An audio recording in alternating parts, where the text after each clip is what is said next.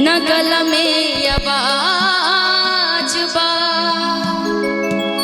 कि फिर भी ये मैया हमारा तोहरे बनाज बा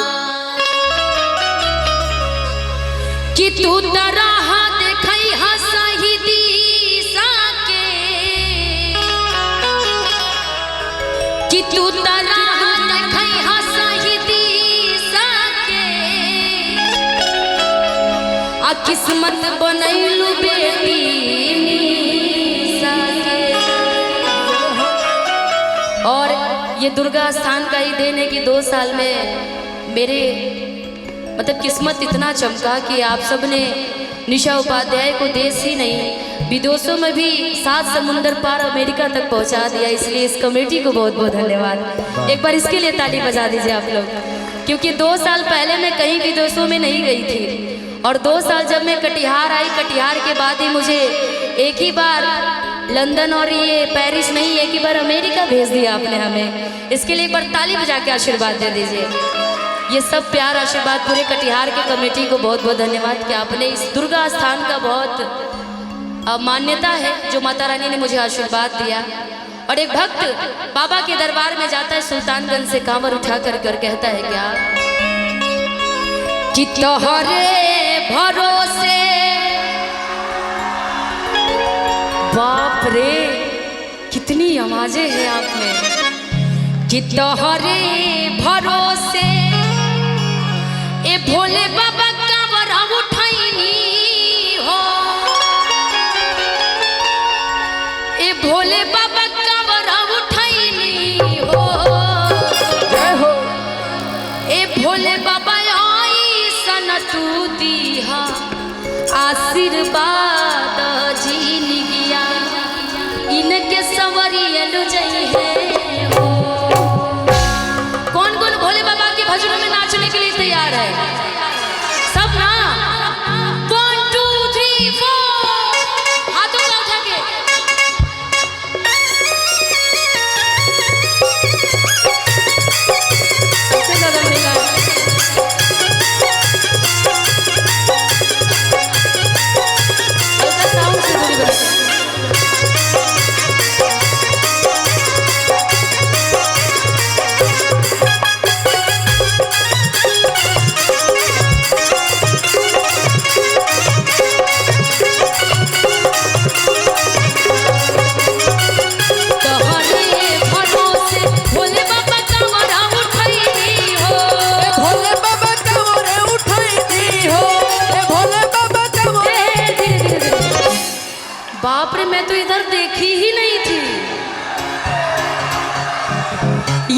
गजब का जल सैलाब है भाई,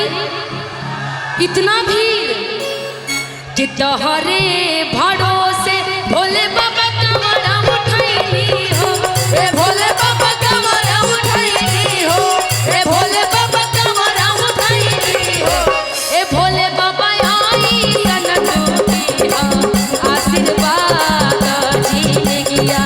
मोर संवरे ए भोले बाबा आशीर्वाद दे दिया मोर सवारी एनु चाहिए हो। तोहरे भरोसे भोले बाबा कांवरा उठैनी हो, ए भोले बाबा कांवरा उठैनी हो, ए भोले बाबा कांवरा उठैनी हो। बोलिए शंकर भगवान की जय हो,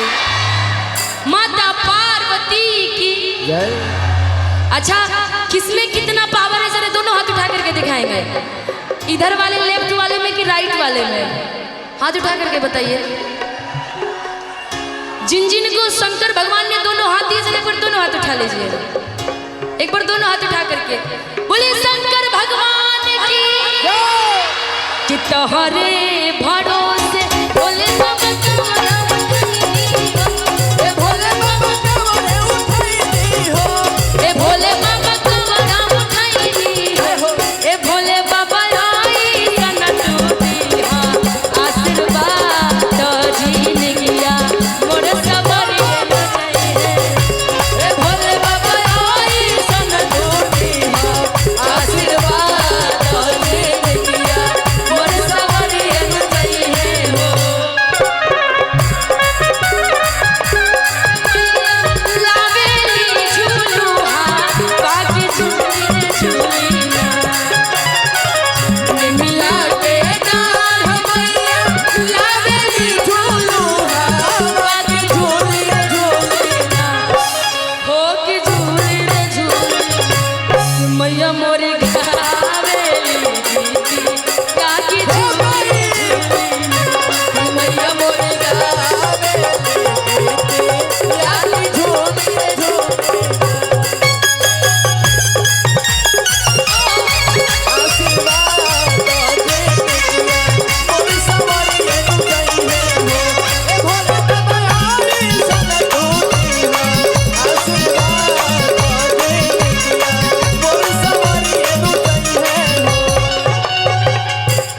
तोहरे ही नमवा ले ले सुर के लगैनी हो सुर के लगैनी हो सुर के लगैनी हो तोहरे ही नमवा ले ले सुर के लगैनी हो ए भोले बाबा सुर के लगैनी हो ए भोले बाबा सुर के लगैनी। जय हो बोलिए शंकर भगवान की जय। भाई पिछला बार तो मेरी एनर्जी डाउन नहीं हुई थी, लेकिन आपको देख करके इस बार भी लग रहा है कि मेरी एनर्जी, मैं हार जाऊंगी लेकिन आप नहीं हारने वाले हैं। बोलिए बोल बा कि तोहरे ही नमवा ले ले सुर के लगैनी हो ए भोले बाबा सुर के लगैनी हो ए भोले बाबा सुर के लगैनी हो ए भोले बाबा हमारा के दिया आशीर्वाद जीनिया मोर समर ए भोले बाबा हमारा के दिया आशीर्वाद दे दिया मोर सवारी एनु जई है। क्योंकि ओइले सामान हवा के ओइले सामान हवा के दीन हो सैया देवघर घुमाइदा ओइले सावनवा के दीन हो सैया देवघर घुमाइदा देवघर घुमा गाए सैया देवघर घुमाइदा देवघर घुमा गाए सैया देवघर घुमाइदा अइले सावन हवा के अइले सावन हवा के दीन हो सैया देवघर घुमाइदा ओइले सावनवा के दीना हो सैया देवघर घुमाइदा आई सब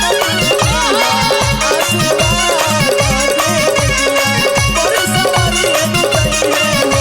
ए भोले बाबा आई सब दिया आशीर्वाद दे दिया मोर सवारी एनु जई है हो।